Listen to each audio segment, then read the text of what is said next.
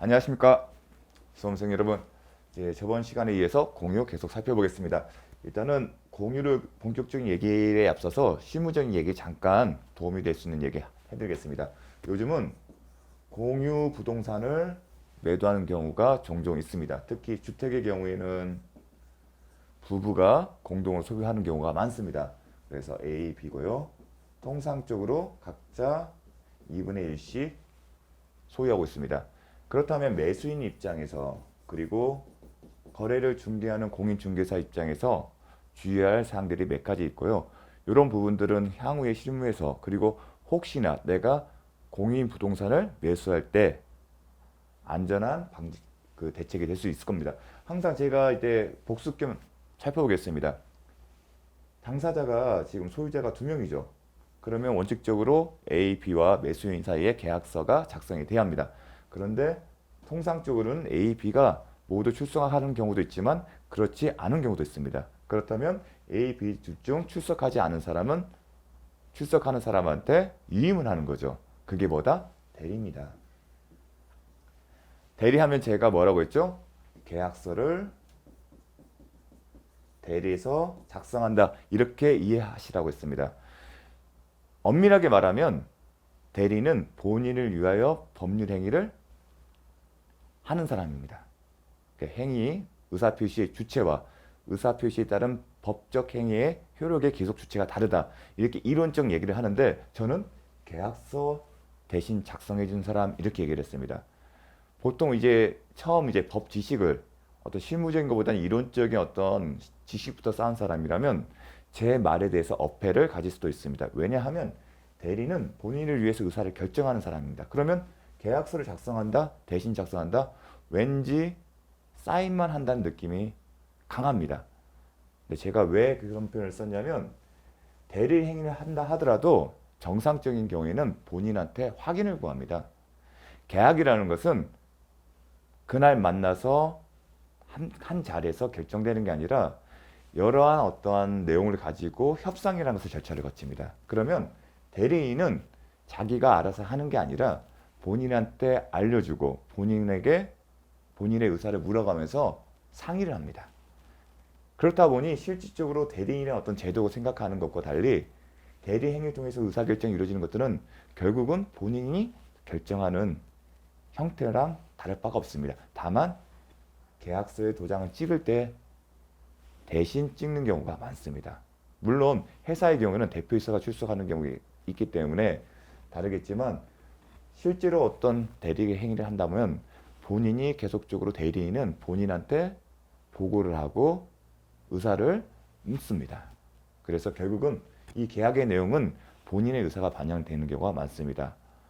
따라서 이 대리인 이론적으로 본인을 위해서 뭔가를 결정한다는 그 이론적인 것에 부합하는 가장 모습은 법정 대리인, 즉 미성년자가 소유하고 있는 부동산을 법정 대리인 부모가 매각을 하는 경우가 가장 부합할 겁니다. 하지만 그런 경우보다는 제가 말씀드린 경우 부부가 그런 경우 많을 겁니다. 그래서 그런 어떤 실무적인 경향을 반영해서 계약서를 대신 찍어준다, 대신해서 작성한다, 그런 표현을 쓰게 된 겁니다. 이런 부분들 제가 뭐라고 했죠? 본인의 직접 확인 절차가 필요하다고 했습니다. 두 번째는 뭐냐면 매매대금입니다. 매매대금. 만약에 부부인 경우는 이런 경우가 많습니다.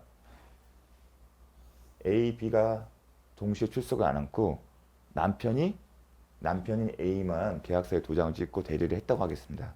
그러면 계약금,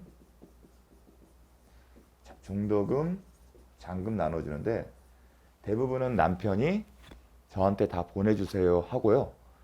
그리고 통상적으로 그렇게 하는 경우가 많습니다. 그런데 그렇게 하더라도 문제는 없는데 만약 가능하다면 지금 소유권은 A, B가 각자 2분의 1씩 가지고 있지 않습니까? 그렇다면 이 매매대금 자체도 2분의 1씩 나눠주는 게 좋습니다. 계약서에. 그렇게 해서 각자 명의 통장에 송금을 해주는 게 가장 안전합니다. 중도금도 마찬가지고 잔금도 마찬가지고요. 아파트나 주택과 달리 수익형 부동산의 경우에는 반드시 그렇게 해야 해야 하는 것이 필요합니다. 세무적으로도 그게 간단합니다. 만약에 제가 왜 이런 어떤 아이디어를 관행을 저는 그렇게 합니다. 제가 관여하는 거에는 그렇게 하는 이유는 뭐냐면 A, B가 만약에 A만 왔다고 가정을 하겠습니다. 그러면 저희는 B의 명의의 계좌를 알려달라고 합니다.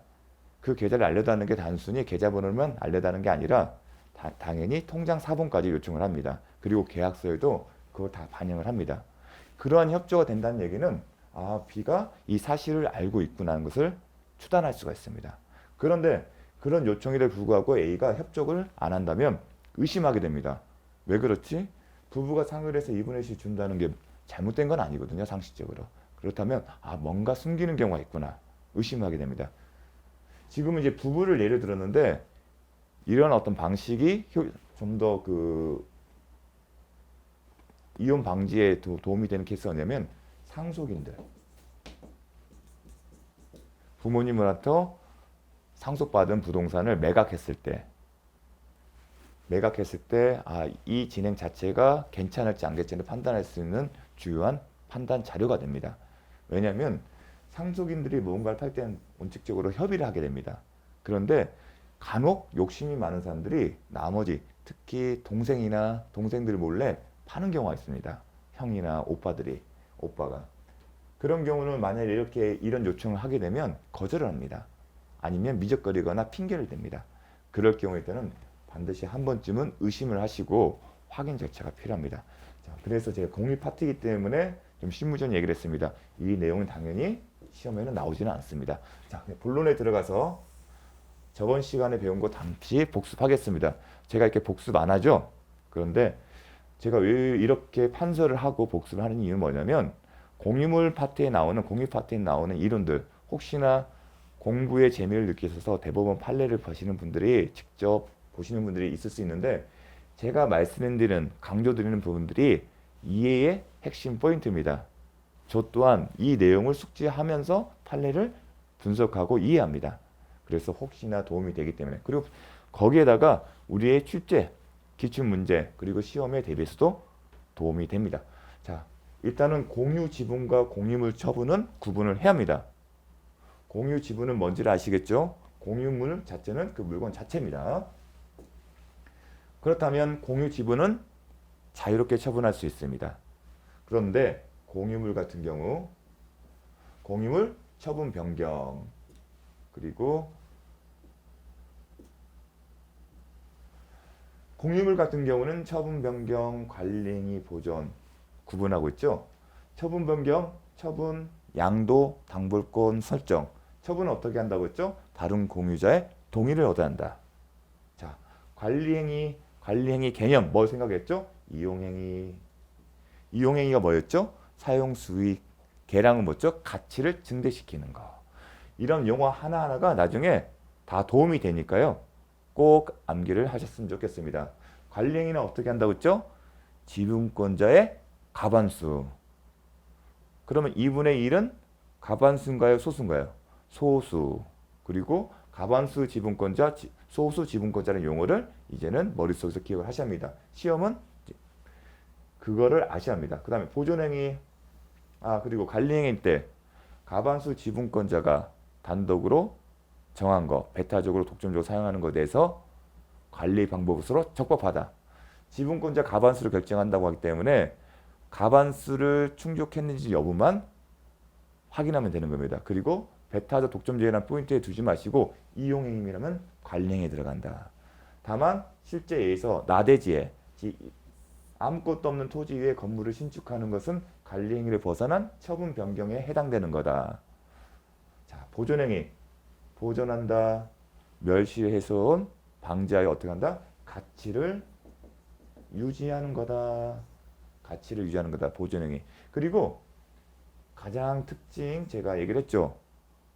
보존행위 갖고 있는 이론이 어느 경우에 의미가 있었죠? 피자 한 판이 있습니다. 4조각이 있습니다. 그러면 4명이서 각자 하나씩 한 조각씩 먹으면 되겠죠? 근데 이걸 누가 가져갔어요. 저는 4명 중에 1명입니다. 그러면 상식적으로 저는 이만큼 이건 내 거니까 돌려주세요 하는 게 원칙일 겁니다. 하지만 이만큼뿐만 아니라 이 전체를 돌려달라고 했습니다. 근거가 뭐죠? 내가 소유자가 아니라 내가 소유자라는 것에 포인트를 두게 되면 이만큼일 겁니다. 하지만 이건 내 거 아니다. 이 조각도 정확한 표현은 아니지만 이해를 위한 겁니다. 뭘 얘기하고 싶으면 내 지분 비율을 넘어서 전체를 달려고 하는데 그 근거가 뭘까? 그게 질문입니다. 그 근거가 보존행위다. 보존행위는 나의 지분 비율을 넘어서 그 전체를 인도할 수 있는 근거가 된다. 그 문장 자체가 상당히 암시하는 내용이 큽니다. 보존의 개념이 뭔가는 상당히 중요한 겁니다. 내가 할 수 있는 범위를 넘어서서 할 수 있는 근거가 되기 때문입니다. 자, 오해하시면 안 됩니다. 내가 단순히 제가 지분은 소유자라고 했지 않습니까? 소유권.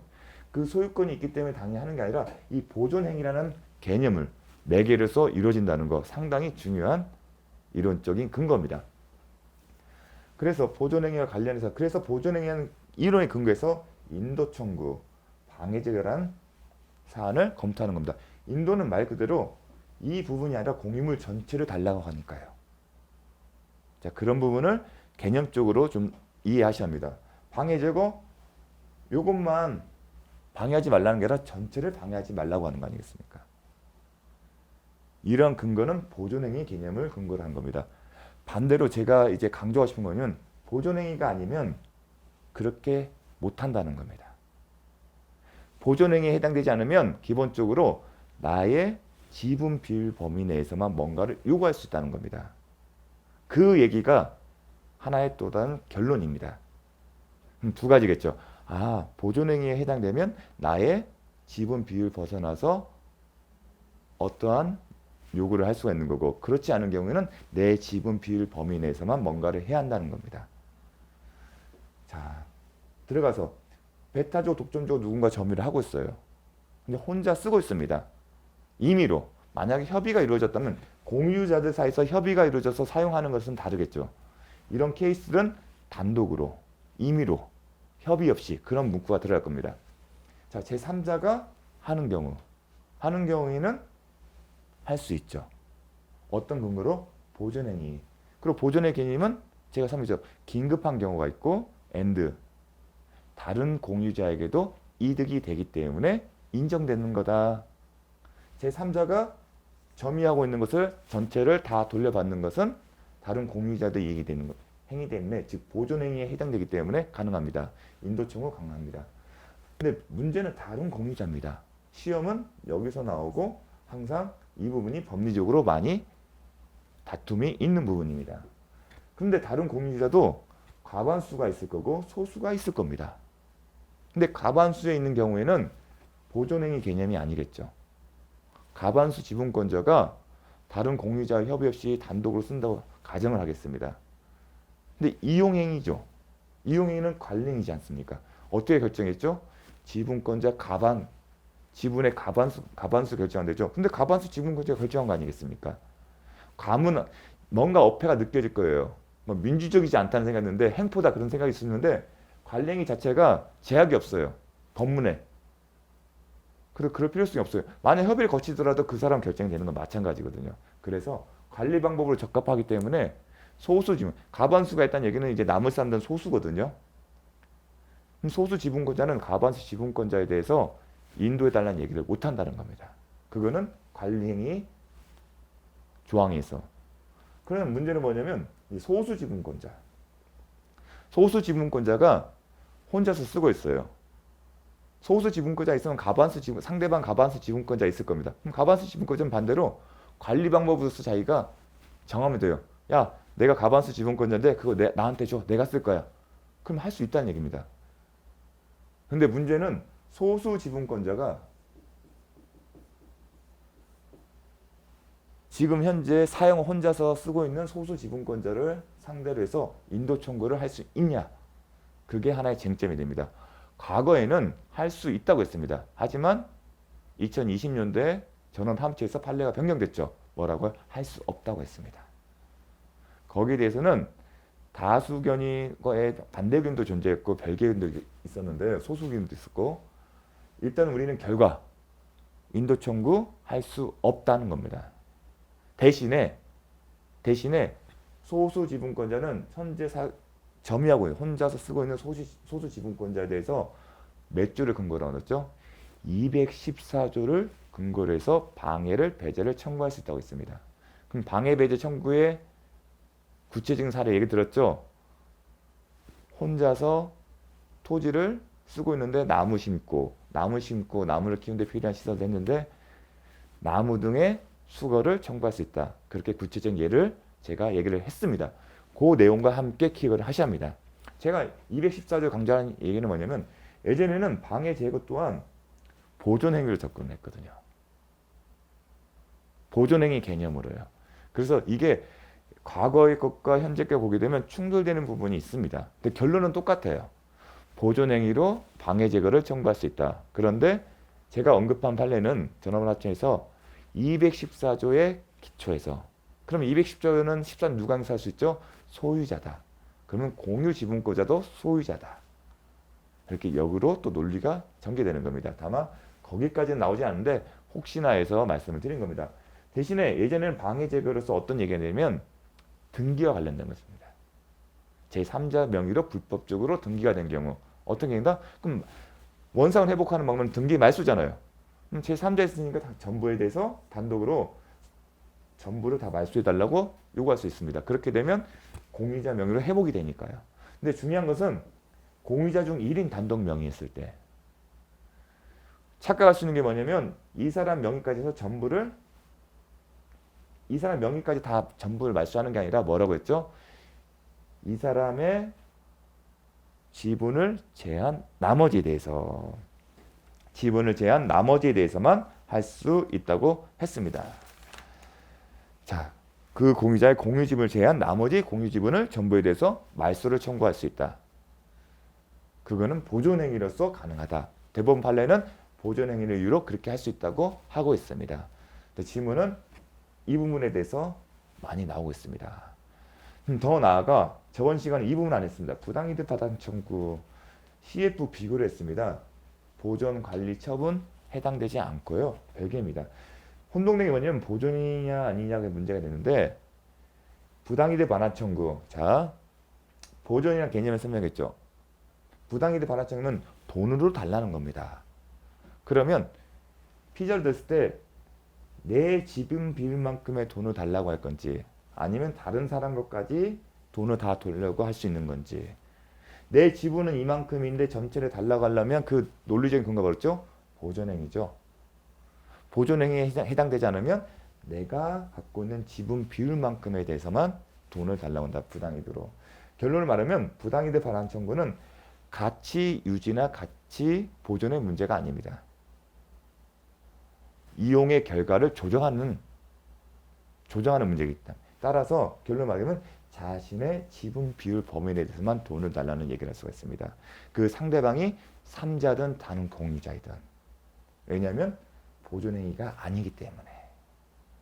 그래서 이 부분을 구분해서 기억을 하셔야 합니다. 따라서 소수 지분권자가 합의 없이 또는 과반수 지분권자가 단독으로 사용하는 것은 관리 방법은 적법해요. 그러니까 사용 자체는 적법해요. 근데 부당이득 반환 청구는 그로써 이득을 얻잖아요. 그러니까 어떻게 하시면 임대를 줬다고 생각하십시오. 이용이라는 것은 임대로 생각을 하시면 됩니다.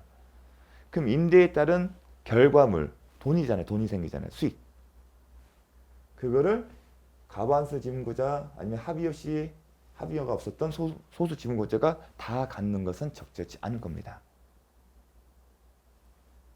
그렇다면 다른 공유자는 보존행위가 아니라고 했죠. 이 개념을 떠올리시면 지분 비율 먹고 자기 것만큼만 요청하는구나. 그게 답입니다. 다른 공유자 자신의 지분 비율만큼의 부당이득 반환 청구하는 거지 다른 사람의 자신의 지분 비율을 넘어선 것까지 다른 공유자의 몫까지 청구할 수 없다는 겁니다.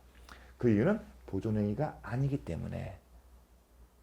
이 공유물 자체 가치 유진이 아니라 공유물을 사용 수익한 생긴 결과를 나누는 문제입니다. 이 피자의 아니라 이 피자를 건드는 게 아니라 피자로 발생한 부수익을 이걸 나누는 문제니까요. 이건 가치 유지가 아니죠. 이거에 대한 생긴 부산물의 결과를 조절하는 거니까요.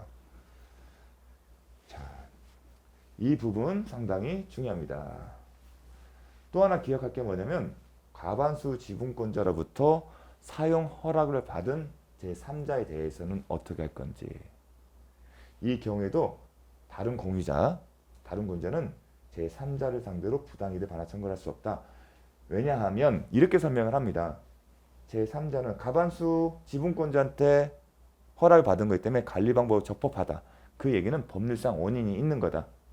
따라서 소수 지분권자가 제3자를 다른 공유자는 소수 지분권자가 될 겁니다. 소수 지분권자가 제3자를 상대로 부당이득 반환 청구할 수 없다. 그 얘기는 다른 공유자는 과반수 지분권자를 상대로 부당이득 반환 청구를 하면 된다는 겁니다. 또 그렇게 해도 실효성이 있습니다. 왜냐하면 공유지분이기 때문에 담보물이 있는 거나 마찬가지거든요. 자력이 있는 거나 마찬가지입니다. 그래서 이렇게 해석하는 겁니다. 왜냐하면 깊게 들어가면 좀 궁금증이 생길 수 있는 부분인데 딱 여기선까지만 하셨으면 좋겠습니다. 자, 이 이론을 토대로 해서 기출문제 한번 살펴보겠습니다. 자, 이런 문제가 나오면 이제는 이런 식으로 지분의 비율이 나올 거고요. 우리는 이게 소수 지분권인지 과반수 지분권인지를 캐치를 하셔야 합니다. 그 개념이 있어야 딱딱 정답 맞히기 좋습니다. 어떻게 나오는지 볼까요? 32에 가불병, 공유자 3명이네. 가불병 엑스토즈를 2분의 1, 4분의 1, 4분의 1. 과반수 지분권자 있습니까? 없네요. 그러면 전부 소수 지분권자다. 이 개념을 파악을 하셔야 합니다. 이 공유와 관련된 이 문제는 소수 지분권자, 과반수 지분자 개념이 중요합니다. 아시겠죠? 이에 관한 설명으로 옳은 것은 단 구분 소유적 고유 관계는 아니며, 이 부분은 혹시 구분 소유적 공유 관계는 또 독특한 법리가 있습니다. 대내적 관계, 공유자 사이의 관계, 대외적 관계. 그래서 아니라고 명확하게 한 겁니다. 오답을 피하기 위해서요. 을이 X토지에 대한 자신의 지분을 포기한 경우, 공유자가 자신의 지분을 포기한 경우 을의 지분은 갑병에게 균등한 비율로 귀속된다. 뭐가 틀렸죠? 이게 아니죠. 배웠죠? 포기할 때는 나머지 갑병의 각자의 소지하고 있는 지분 비율이죠. 갑은 2분의 1이고 병은 4분의 1이니까 이 4분의 1에서 2분의 1과 4분의 1 비율만큼 갖는 거지 균등한 비율이 아닙니다. 배운 거죠. 2번 당사자 간의 특약이 없는 경우 갑은 뭐죠? 소수 지분권자네요. 공유자고 단독으로 X토지를 제3자에게 임대할 수 있다. 자, 임대는 뭐죠? 관리입니다. 요거 이렇게 포인트 줍니다. 제가 그래서 관리의 구체적인 게 임대 있지 않습니까? 임대는 어떻게 관리는 임대는 관리이죠. 그러면 어떻게 된다? 지분의 과반수. 지분의 과반수로 한다. 기억나시죠? 임대는 과반수다. 근데 갑은 소수죠. 단독이니까 지금 과반수가 안 되잖아요. 따라서 임대할 수 있다가 틀린 점이 된 겁니다. 지분의 과반수를 결정한다고 했지 않습니까? 그 표현을 기억하셔야 합니다. 3번 갑을 2분의 1, 4분의 1이네요. 갑은 2분의 1 더하기 4분의 1 하게 되면 X토지한 관리 방법으로, 자, 2분의 1, 4분의 1이니까 4분의 3이 됐네요. 합치는 관리 방법. 관리 방법 4분의 3 뭔가 맞을 것 같죠. 과반수 되니까 4분의 3이면 과반수 되죠. X토지 건물을 신축할 수 있다. 틀린 게 뭡니까? 신축은 토지의 건물을 신축하는 관리 방법이다? 아니다. 이거는 처분 변경이다. 그러면 어떻게 나와야죠? 갑은 병의 동의를 얻어야 X토지의 건물을 신축할 수 있다. 이게 정답인 거죠. 이 경우에는 정답이 어떻게 바꿔야 한다? 갑은 병의 동의를 얻어 X토지의 건물을 신축할 수 있다. 이 표현까지 기억하시면 좋겠죠. 왠지 나올 수도 있겠죠. 4번 갑을병이 관리에 관한 특약을 하는 경우, 자, 당연히 갑을병 공유자끼리 다 전부 모여서 어떻게 사용 수익할지, 어떻게 이용하고 개량할지에 대해서는 상의를 할 수가 있습니다. 근데 어떤 내용이냐면, 근데 그 특약은 특별한 사정이 아닌 한 그들의 특정 승계인에게 효력이 미친다. 자, 가불병 사이에 어떠한 특약을 사용 수익을 특약을 했어요. 가불병이 이 부동산의 사용 수익 방법에서 특약을 했어요. 그렇다면 갑과 을과 병은 지분은 공유 지분을 갖고 있죠. 3분의 지금 2분의 1, 4분의 1, 4분의 1 갖고 있죠. 그런데 갑이 특약을 정했습니다. 야, 우리 이래서는 이렇게 하기로 하자. 그런데 갑이 사정이 있어서 이거를 A에게 양도를 했어요. 매각을 했어요. 그러면 공유자가 어떻게 되죠? A, 을, 병이 됐어요. 그러면 포괄은 아니죠. 포괄은 뭘 생각한다? 상속. 상속이 아니면 상속이나 합병이 아니면 포괄 승계인이 아닙니다. 그러면 특정 승계입니다. 그럼 이 특정 승계인은 이 특약을 특별한 사정이 없는 한 따라야 합니다. 이 특약을 할 당시에는 A는 없었지만 A는 이 특약에 원칙적으로 구속이 됩니다. 특약을 따라합니다. 그럼 A 입장에서 야, 이 특약 마음에 안 든다. 그러면 방법이 있죠. 공유물을 분할을 청구를 하면 되는 겁니다. 그런 경우에는 아니면 협의를 통해서 자기 것을 매각하면 되는 거고요. 그런 방법이 있는데 중요한 건 뭐냐면 이 특별한 사정. 이 특별한 사정이 뭔가도 아셨으면 좋겠습니다. 특별한 사정이란 이런 겁니다. 특정 승계인에도 승계가 되나 그 특약이 지분권자로서 사용 수익권을 사실상 포기하는 등으로 공유 지분의 본질적 부분을 침해하는 경우, 이런 경우에는 그 특정 승계인이 그런 사실을 알고도 공유 지분권을 취득하였다는 등의 특별한 사정이 없는 한 당연히 승계된다고 볼 수 없다. 이 문구가 중요하죠. 이게 뭡니까? 그 특약 내용이 사용 수익 권능을 포기하게 만드는 거예요. 그런데 제가 배웠죠. 공유 지분은 소유권의 본질은 기본은 소유권이다. 근데 소유권의 권능이 가장 중요한 뭐다? 사용 수익 권능이다. 그 개념 기억나십니까?